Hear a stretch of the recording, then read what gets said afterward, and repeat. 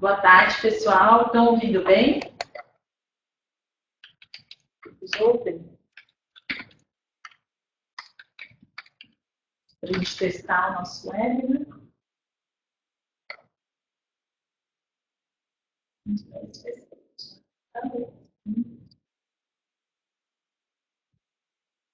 Acho que a gente pode começar. Vamos.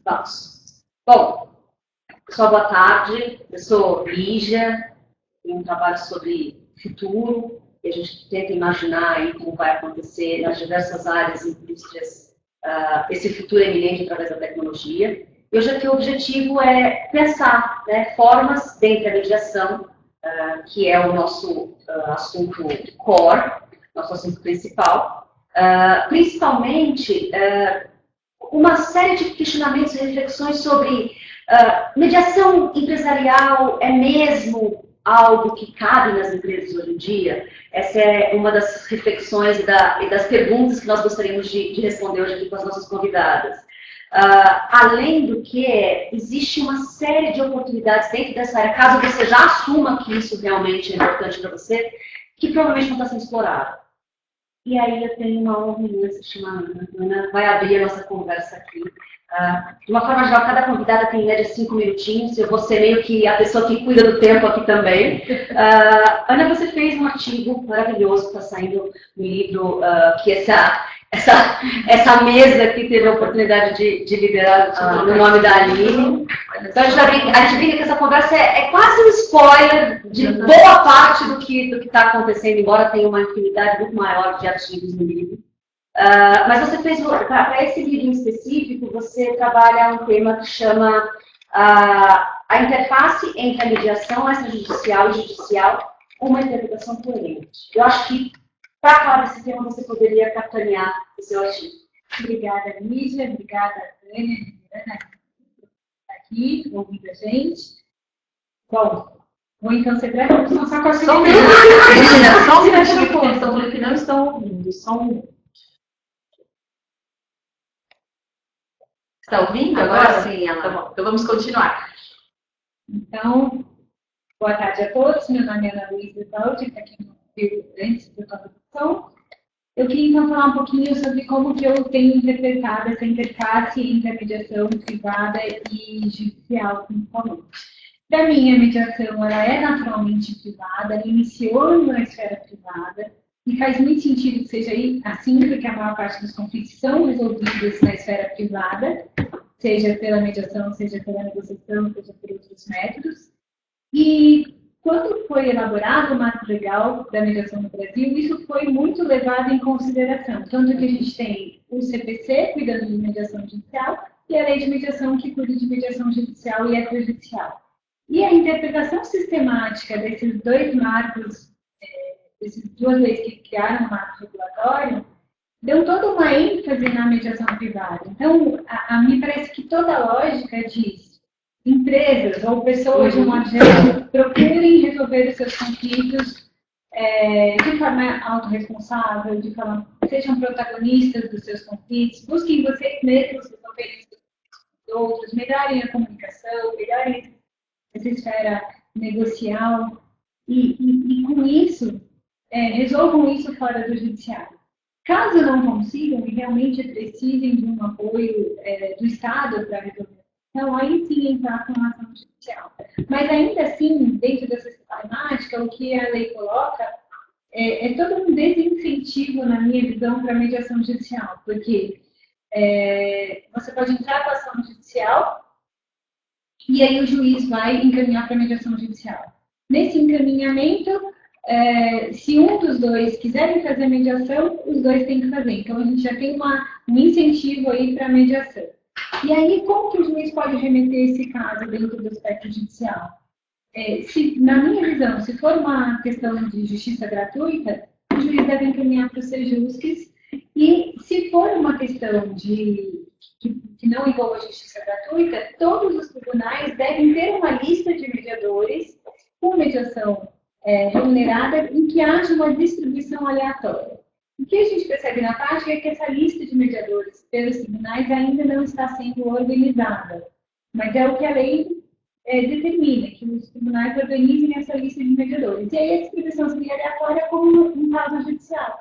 Da mesma forma que se distribui as ações judiciais para os juízes competentes, se distribuiria os mediadores essa mediação dentro da esfera judicial. Então, essa distribuição, na minha visão, ela acaba acontecendo para as pessoas que não conseguiram desenvolver a habilidade de escolher o mediador, que é a grande chave da mediação. Escolher o mediador adequado para o seu caso, seja uma empresa, seja uma pessoa, escolher o mediador adequado já é meio caminho para a mediação funcionar.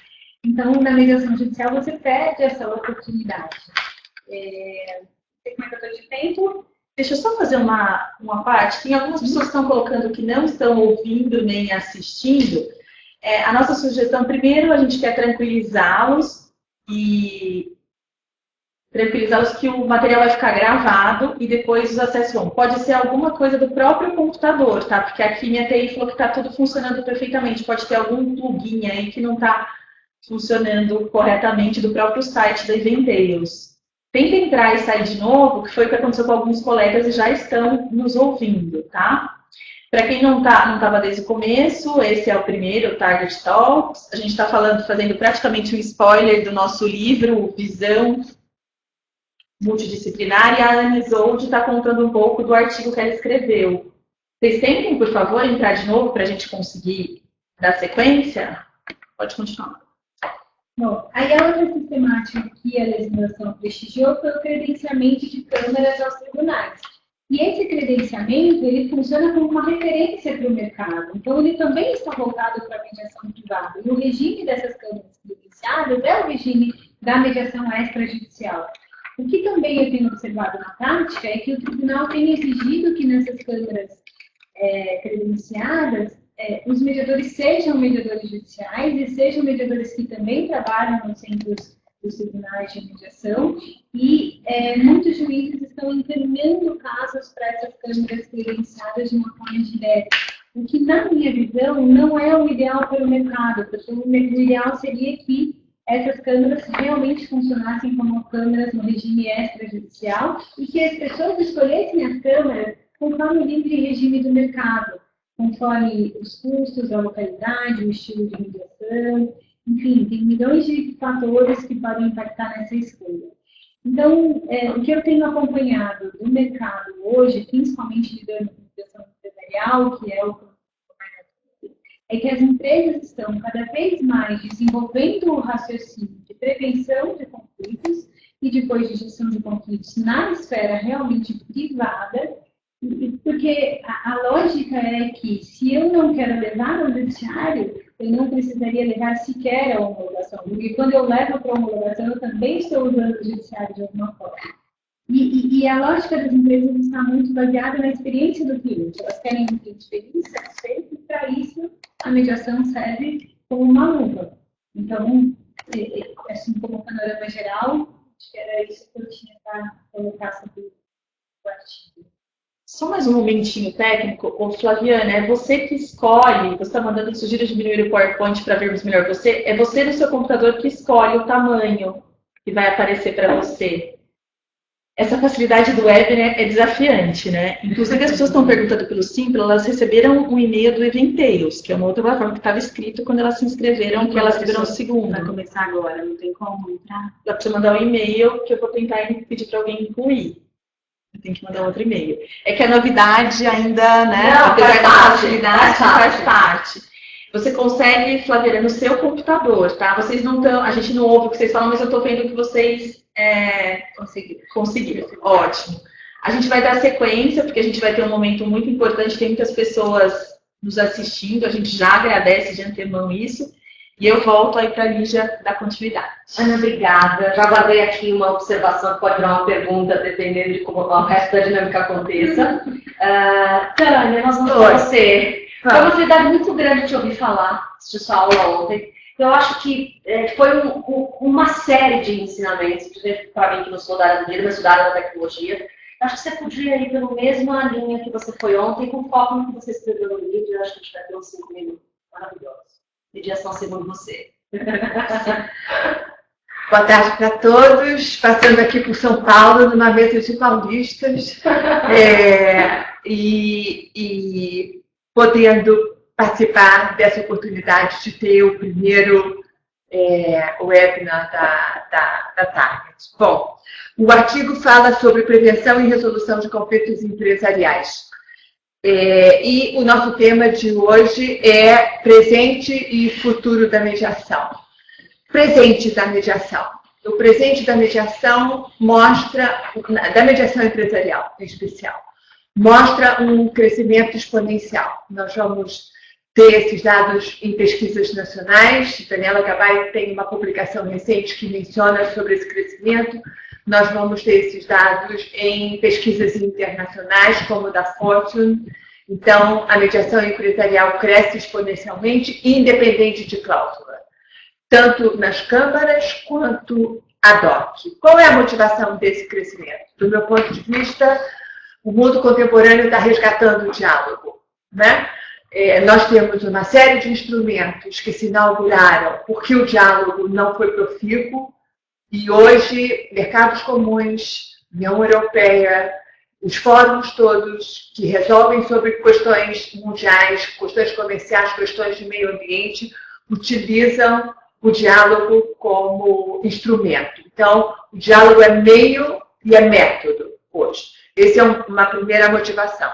A segunda motivação é porque os instrumentos existentes até então para o mundo empresarial, especialmente a resolução judicial e a arbitragem, mantêm a sua pertinência, mas hoje integram um sistema multiportas de resolução de controvérsias. O sistema multiportas viabiliza que os instrumentos possam ser eleitos a partir do princípio da adequação, né? Então, a mediação ganha uma especial eleição pelo mundo corporativo, principalmente em função dos benefícios que ela traz. Ela mantém o controle sobre o procedimento e sobre o resultado, em função da autoria. O tempo é o tempo das pessoas, então é um instrumento tempestivo, não é no tempo das instituições, é no tempo das pessoas. Trabalha-se com confidencialidade. A autoria viabiliza que o modelo de negócio seja preservado e seja observado, então as soluções são customizadas, e em especial ela, nesse sentido, acho muito pretensiosa, inclusive, porque ela quer também preservar relações sociais. Então, essa soma de autoria, solução customizada, confidencialidade, tempo das pessoas e preservação da relação social é tudo que o mundo empresarial precisa, né? E aprecia. Com isso, a gente traz para a tela os ativos intangíveis das empresas. A gente está muito acostumado a ter em tela o que é tangível, o que é contábil, o que é tocável, mas capital humano, relação com clientes, relações de contrato, né? Relações interpessoais interferem enormemente as relações interpessoais na produção, a relação com o cliente na imagem, a preservação do capital humano na competência das empresas. Então, esse é um instrumento que se viabiliza para uma pauta objetiva e para uma pauta subjetiva. Então, pode tratar de questões tangíveis e de questões intangíveis. Futuro, 2 temas. Um sistema multiporta dentro das empresas, não só um sistema multiportas disponível para todos nós, mas as empresas podem ter o seu passo a passo de resolução de controvérsias e incluir a mediação também intracorpores. E um outro tema de futuro é as cláusulas escalonadas, que têm feito parte dos nossos contratos, o que já é um avanço, viabilizarem um modelo que a gente conhece ultimamente como Mixed Mode, que é a possibilidade de você transitar pelos diferentes instrumentos de acordo com a necessidade. Então, a gente não tica negociação e mediação e vai para os meios adversariais. A gente mantém o diálogo permanente e disponível à mesa, e mesmo que um processo adversarial se instaure, as janelas de negociação permanecem disponíveis. acho que principalmente isso, que é o grande ganho, que o diálogo pode se manter presente todo o tempo, preventivamente, curativamente e mesmo que a litigância tenha se instaurado. É isso. Obrigada. Bom, eu acho que na sequência, Ju, você também, né, contribuiu no material do livro, e você fala muito na linha de é necessária essa mudança de paradigma sobre a experiência do consumidor na resolução de conflitos, para que sobre esse próprio consumidor, essa própria clientela. Fala mais sobre isso. Só um minuto, Ju. Tá. Pessoal, a gente tá com muitas pessoas que eu acho que não leram a resposta do Simpla, que era para entrar via Eventails. Eu estou tentando com o meu back-office aqui regularizar isso, mas eu não sei se a gente vai conseguir, mas fica gravado. Fiquem tranquilos que depois a gente vai disponibilizar o link novamente, tá? Vamos lá, Juliana, é com você. Bom, eu escrevi a respeito dessa experiência do consumidor, baseado naquilo que eu venho trabalhando, atendendo, especialmente na mediação, os consumidores. Porque os consumidores, quando eles chegam, e muitas vezes na mesa de mediação no judiciário, pré-processual, antes de entrarem com o processo, são convidados para a resolução de conflitos no judiciário.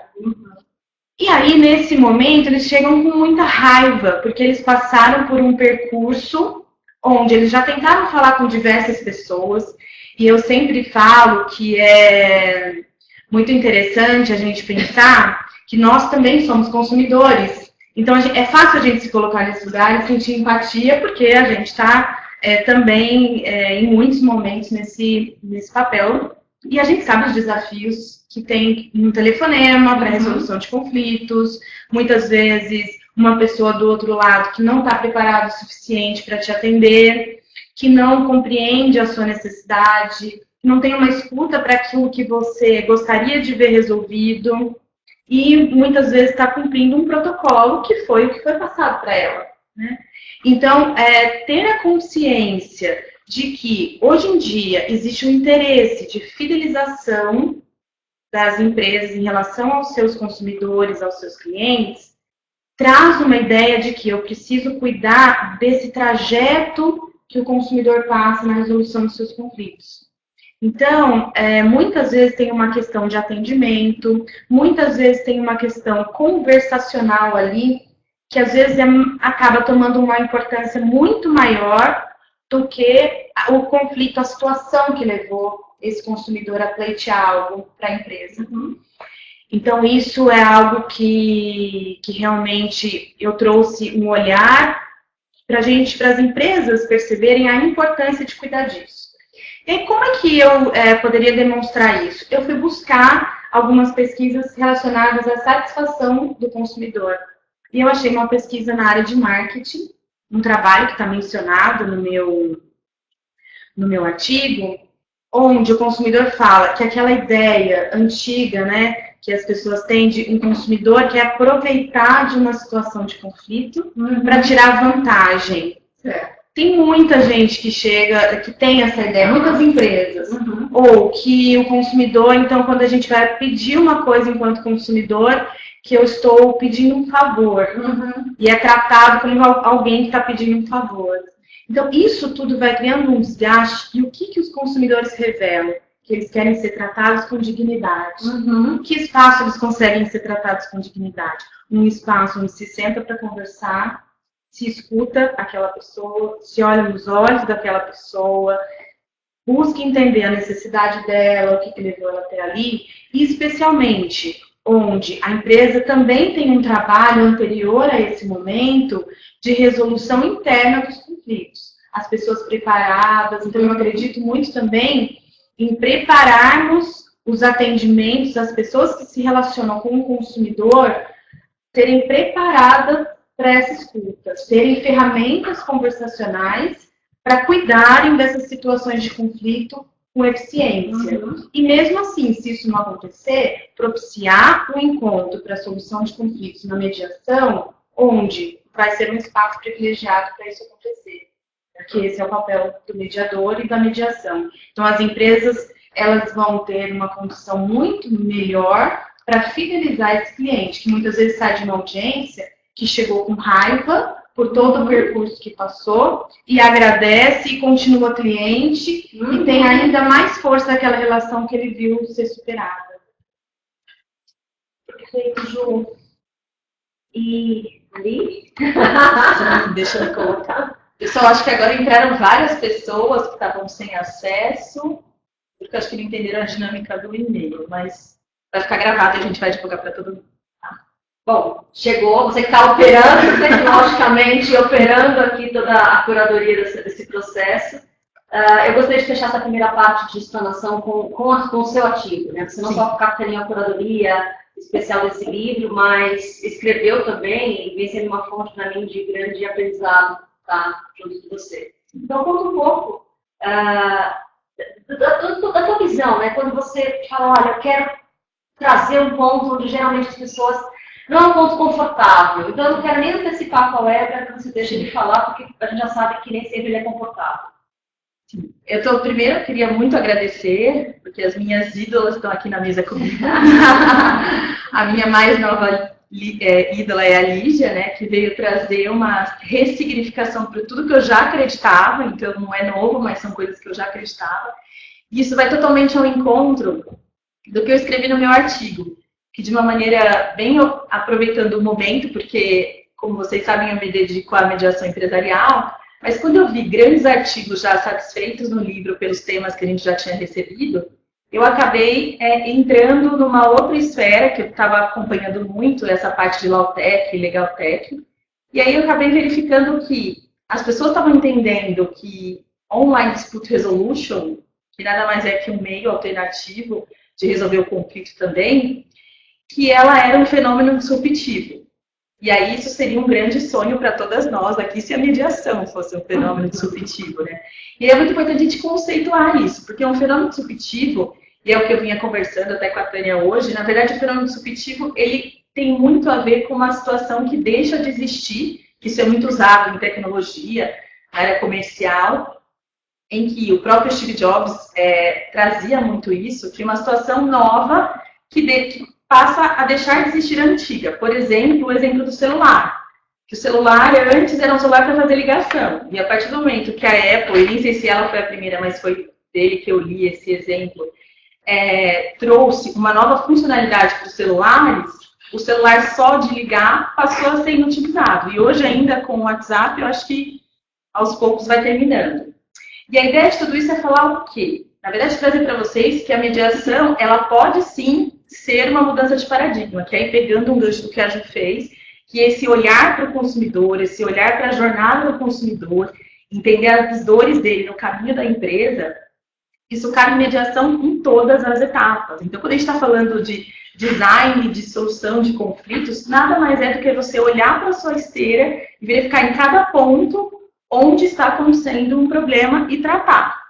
E isso a gente está vendo muito na mediação e na própria arbitragem, que há uma mudança de paradigma, as coisas estão crescendo, tem um material excelente da Daniela Gabay que traz algumas pesquisas mostrando que não estão ainda tão altos, né, mas tem caminhado como a gente imagina, né, que até a Tânia colocou isso, mas não dá para ser ainda um fenômeno disruptivo. Gostaria muito que a gente pudesse falar isso aqui nessa mesa, que ou Online Dispute Resolution ou até a mediação, né, poderia ser um fenômeno disruptivo, mas eu acho que não, eu acho que é uma inovação e uma mudança de paradigma, e aí as pessoas precisam acreditar. Então, o objetivo do Target Talks, já aproveitando os minutinhos do meu tempo, é trazer junto com pessoas que estão há tão mais tempo nessa jornada da mediação e das soluções de conflito, para todo mundo os benefícios e quais são as oportunidades que talvez a gente ainda não esteja aproveitando.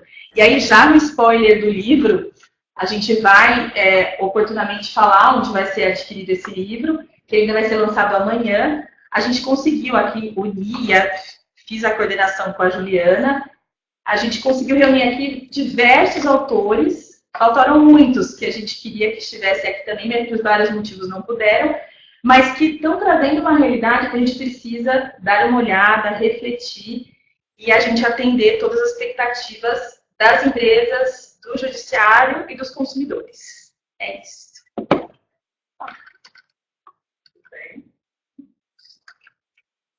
eu acho que só para nós. As pessoas estão aí. estão vendo todo mundo na mesa. Tá, a gente consegue fazer um negócio. Ah lá. Muito bem. Não estou vendo todos, é isso? É que não tá porque eu fui virando para quem estava falando, né? Eu fiz isso para vocês. Olha a sua imagem um pouquinho, que eu acho que a gente esqueceu de substituir a minha pela sua. Então... Tá bom. Vamos colocar a sua um pouquinho. Isso. Bom, Agora deu? deu. Eu acho que com isso a gente fecha a primeira rodada, né, da nossa conversa aqui. E aí eu oficialmente faço a minha fala nessa história toda. Porque uma pessoa de tecnologia está fazendo uma mesa da área jurídica de mediações. E eu acho que essa é a beleza do encontro entre multidisciplinas e multiáreas. A Aline, quando ela me conheceu, a gente teve uma conexão imediata. Quando ela fez a releitura do que ela já acreditava, é também uma releitura do que eu acredito. Então, quando a gente fala de tecnologia que conecta a tecnologia para benefício do humano, a primeira coisa que vem na nossa mente replicando isso é, sei lá, as narrativas de Hollywood, os Black Mirrors da vida, que conectam o melhor da tecnologia com o pior do humano. E aí dão as narrativas distópicas, né? O que é muito difícil de acreditar que é o mundo que eu quero viver. É melhor parar daqui para trás e não daqui para frente. E eu acho que o meu trabalho é fazer as narrativas não distópicas. E não sendo utópica, mas trazendo pontos de prova de por onde a gente está caminhando para pegar a tecnologia e pegar humanos que estão se exponenciando também em uma medida semelhante que essas tecnologias se desenvolvem e encontrar esse grupo, encontrar todo esse trabalho de mediação, para mim, é a tradutiva de um futuro. Entendeu? Quando o humano, a relação humana, ela precisa ser julgada por um terceiro de forma salomônica, significa que nós, como humanos, falhamos muito naquela história. Então, se eu tivesse que dizer qual que é o the future of law, né, em inglês, eu adoro no meio da tecnologia falar as coisas em inglês, eu diria que a economia ela vai estar dividida entre o que eles chamam de economia mais dura, essa economia onde as relações humanas podem ser facilmente substituídas por máquinas, e as relações da economia mais leve. Né? Então, em inglês, hard economy, soft economy, isso não é um conceito meu, é um conceito já instituído nesse mercado de tecnologia. E se eu tivesse que trazer para cada área, e a área na qual a gente está conversando aqui hoje, ficaria como soft law e hard law. Aonde que é hard law e aonde que é soft law? Onde é que é direito duro? Direito duro é quando você tem que ser basicamente um operador do direito, pegar fatos, provas e julgar esse processo todo, dando uma sentença em cima de vidas terceiras, simplesmente sabendo muito de uma lei, aplicando ela, ou aplicando, enfim, os gaps dela. O ponto é, isso a máquinas, quando eu digo máquinas, inteligências artificiais, gigantes empresas de tecnologia, que são o meu ambiente comum, as máquinas, essas inteligências hoje, não precisa nem ser 5, 10, 15, 20 anos na frente, elas já têm capacidade de ser treinada de fazer melhor, porque é memorizar leis e fatos e aplicá-los segundo aquelas próprias leis.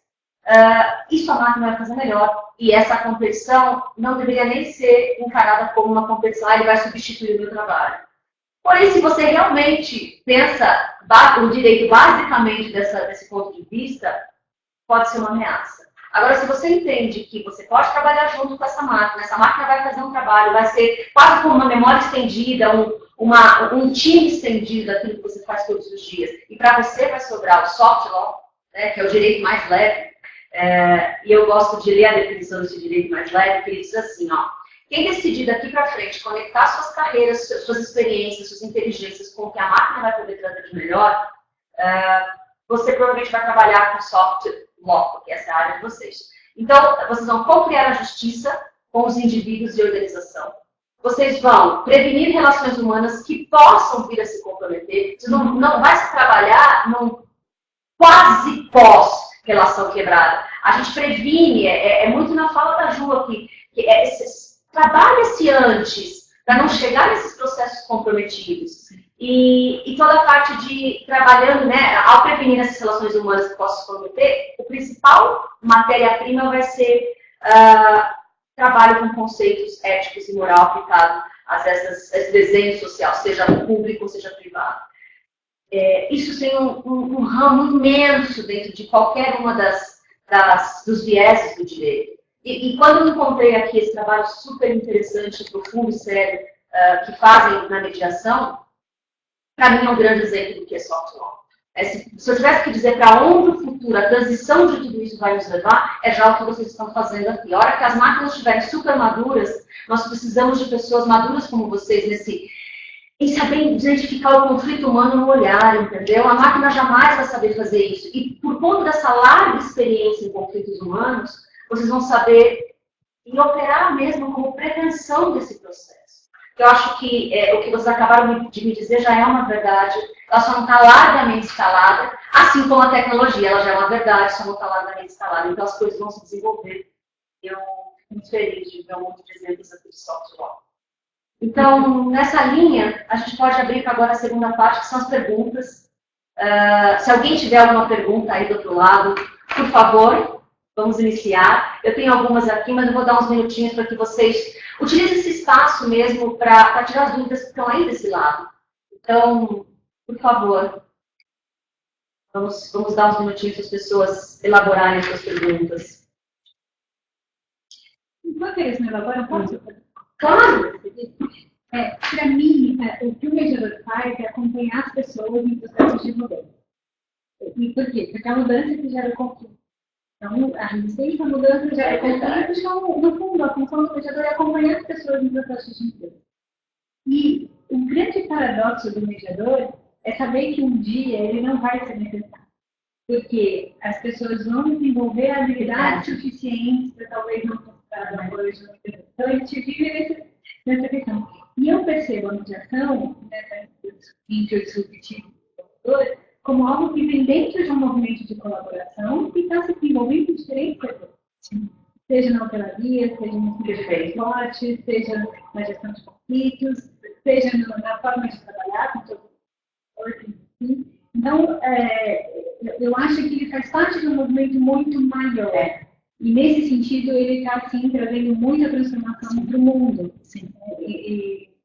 Enfim, então eu percebo que uma pessoa que passou por uma mediação nunca mais vai lidar com os seus conflitos, outros conflitos, da mesma forma. Porque a mediação tem um caráter pedagógico e ela aprende a lidar com algumas questões diferentes. Então, o caráter preventivo, ele não está só nessa antecipação, mas ele também está nessa pedagogia que vem de um processo. Então, quando a gente tiver muita gente fazendo a mediação, o mundo vai ser diferente. Esse papel. Eu adoro esse processo de realmente de desenvolver os humanos através das inovações que nós temos. Inovação, as pessoas elas tendem a acreditar que é só tecnológico. Mas não, são processos que levam a gente para um próximo nível e dali nascem outros desafios. Mas a tecnologia pode nos ajudar. Sem dúvida alguma. Sem dúvida alguma. Você vai pontuar, pode pontuar. Eu quero dar continuidade a um ponto que a Ana falou. Esse protagonismo e essa direção em direção à autoria, que a mediação reabilita, ela ajuda as pessoas a resgatarem uma crença na competência para lidarem com as próprias vidas. Então, esse sujeito que se percebe capaz, né, de auxiliar por um terceiro, que não deu palpites, que não disse o que fazer, que na realidade foi dele que surgiram as soluções, essa experiência com a competência para resolver vai ajudar, não só o assistente.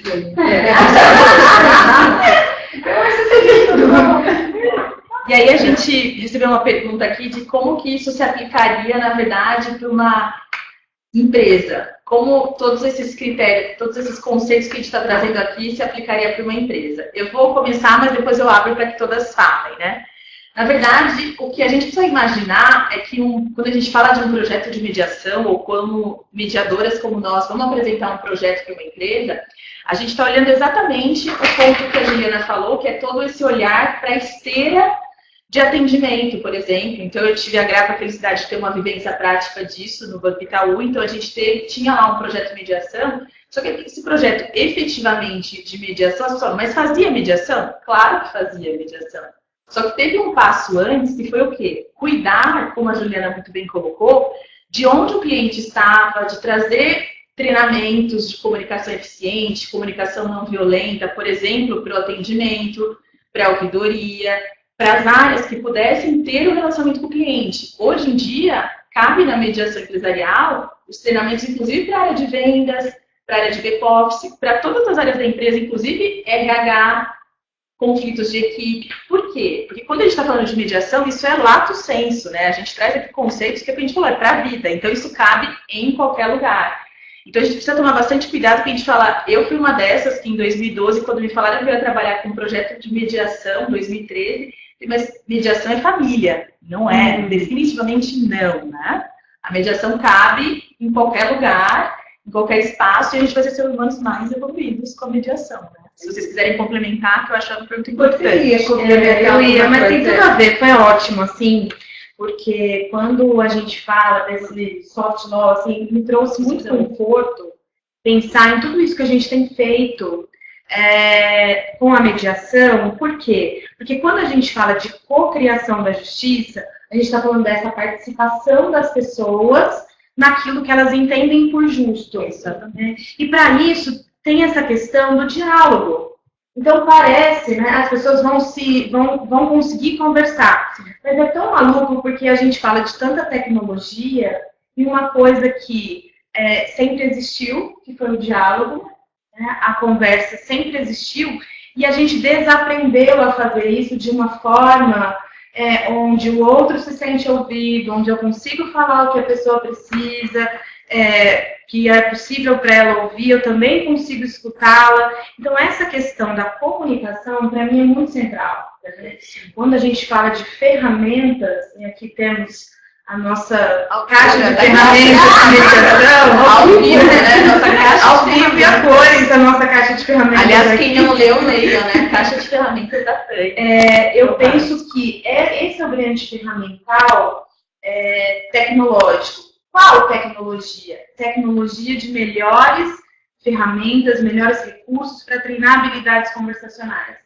Então, isso qualquer pessoa precisa, e nas empresas, a gente tem visto uma necessidade muito grande, porque é contraproducente o conflito que acontece dentro da própria empresa, entre seus sócios que refletem no como a empresa funciona, empresas familiares, empresas com grande número de acionistas, tudo isso, a questão dialógica, ela é central, e aí acabam acontecendo os conflitos, e aí a necessidade da mediação acontecer para ter esse espaço favorecido. Então, esse é o caminho, assim, eu acho que tanto para as empresas quanto qualquer pessoa, qualquer relação, a empresa como consumidor, que foi o meu foco, mas entre os sócios tem tido muitas questões, isso muda tudo, muda como a empresa se organiza, e é um pensar daqui para frente. Então, a mediação não vai ficar procurando o que aconteceu lá atrás, por que chegamos nisso, quem é o culpado. Nós vamos olhar para o que nós podemos fazer para sair dessa situação, desse momento onde a gente está. Para mim, quando eu vejo vocês articulando todos os temas e eu sou de fora, parece que é a solução perfeita, porque você reinstala um diálogo antes de chegar a se verificar quando alguém terceiro, uma lei, um juiz vai ter que executar as partes. Pelos números que vocês me passaram, é inclusive financeiramente interessante, do ponto de vista investimento num processo de recursos, de dinheiro e de tempo, e de desgaste mesmo emocional das partes. Por que não está todo mundo correndo para fazer isso? Essa é a pergunta que não quer calar, entendeu? Vocês tocaram de alguma forma aqui e ali, eu entendi que é uma prática nova, mas falta o quê? A gente sair contando para todo mundo, porque parece que é o mais certo a fazer. As empresas, elas criam algum tipo de conflito por conta de um processo antigo, de linha de montagem, que coloca lá o coitado do atendente para falar um script muitas vezes, ou qualquer que seja o processo, eu tenho certeza que não foi pensado. Né? Mas a hora que você chega no dono da empresa e conta o que na outra parte, a pessoa chegou com raiva da sua empresa, e ela é cliente, ela quer continuar lá, e é coisa simples, se tivesse acesso ao dono, ela não estaria com raiva, porque o dono resolveria. Então, como é que eu dou empowerment para que a cadeia não gere raiva e abandono dos meus clientes? Né? Isso é um lado. Enfim, por que as pessoas ainda optam por ir às vias de fato? Eu acho que eu deveria ir um caso muito, muito grave. É que hoje, na verdade, se vocês me permitem começar, mas eu acho que todas deveríamos falar sobre isso, que vai ser a última pergunta mesmo. A gente deveria, o que está faltando é que, primeiro, que hoje, no momento que a gente se encontra, isso ainda é um pouco, não é incerto, mas a gente precisa de uma ajuda não só da empresa. Eu acho que é um trabalho, na verdade, de 4 mãos. A gente precisa, na verdade, dos consumidores entenderem que traz efetividade, que eles podem procurar um Sejusc ou uma ajuda extrajudicial, que ele pode procurar os canais internos da empresa que estão se preparando, tá?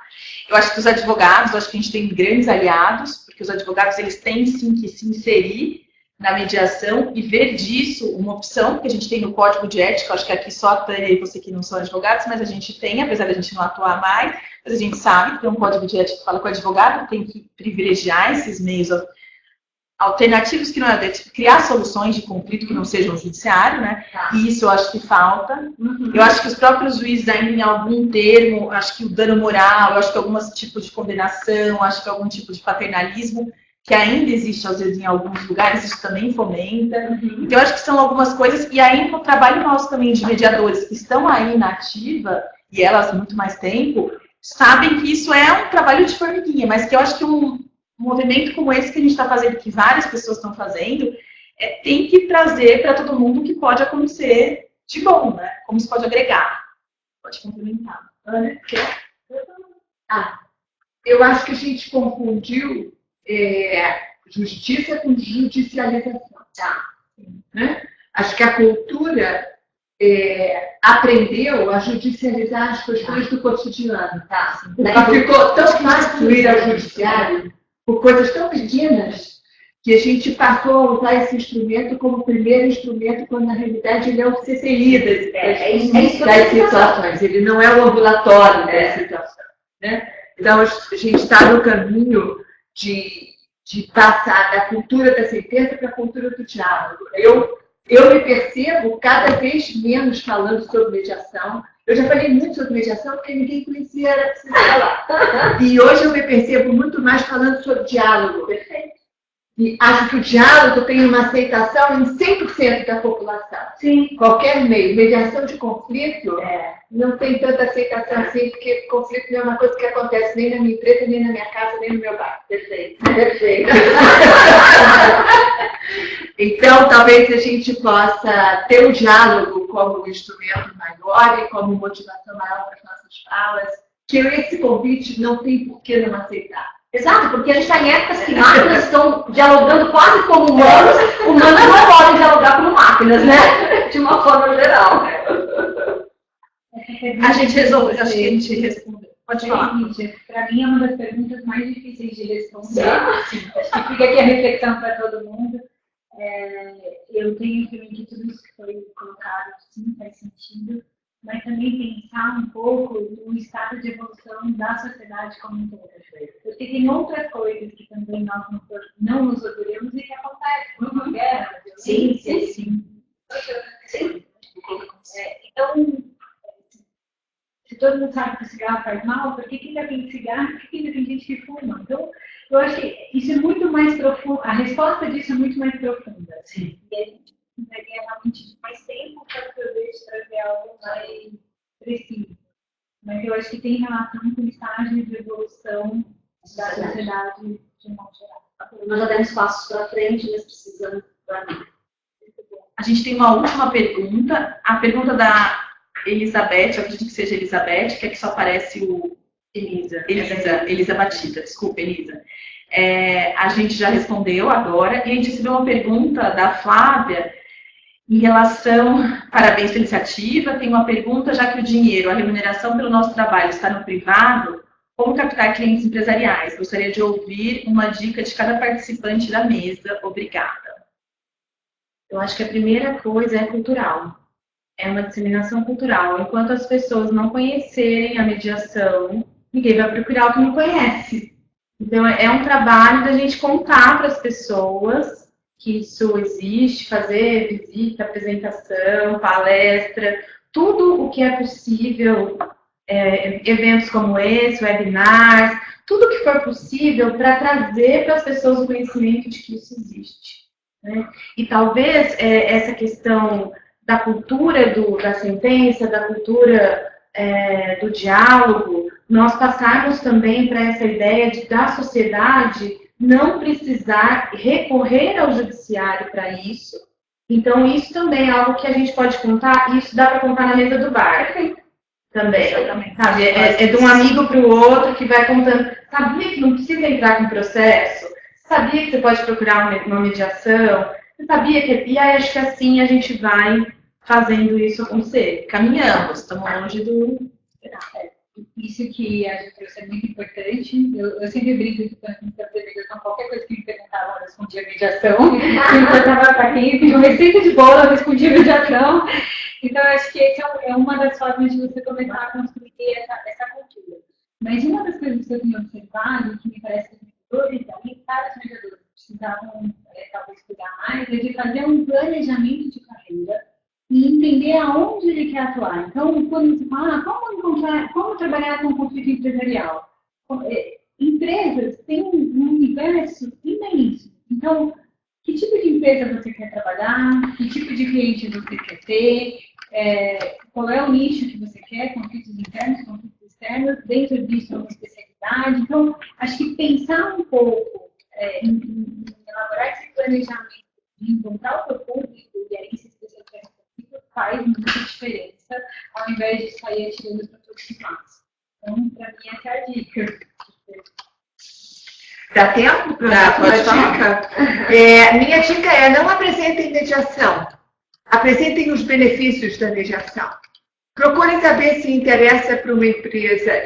Interessa que, quando se gasta com conflito, né?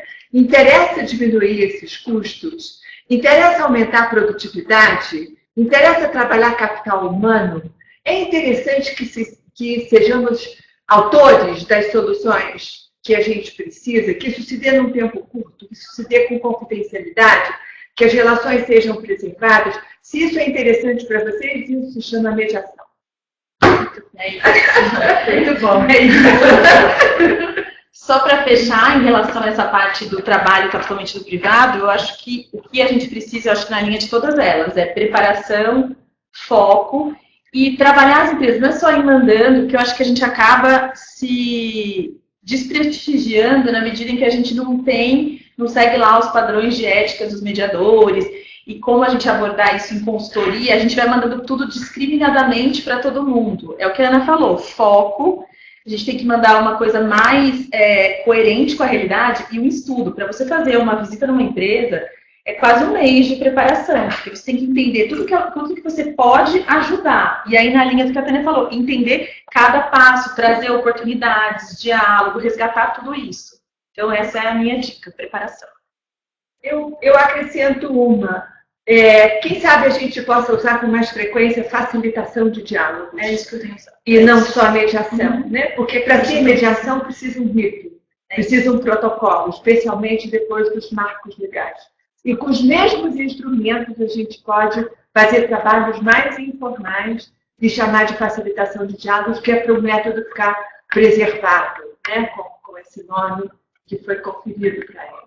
A gente vai encerrando, que a gente está ultrapassando um pouco o limite do horário, a gente sabe que está todo mundo corrido. Volto para a Lígia para... Bom, eu acho que a gente fecha dessa forma com a reflexão de que se o futuro vai ser algo baseado em relações humanas leves e não duras, que a gente possa, de verdade, exercitar esses passos que, para a já disse, são mediações, eles são meios para se chegar num patamar cada vez mais ideal da humanidade, com todos os recursos que a gente pode ter de inovação da humanidade. Então, vamos com vocês. Espero que vocês tenham, que vocês concordem comigo, que tenha sido um excelente talk e que venha o próximo. Sim, entregue. Obrigada a todos, obrigada a vocês por aceitar o convite. Obrigada. Esse vai ser só o primeiro. Obrigada pela presença de todo mundo. Obrigada, gente, pela oportunidade. E depois fica online, tá? Quem tiver alguma oscilação, ele continua. Seu e-mail está liberado para assistir, tá? Obrigada, pessoal.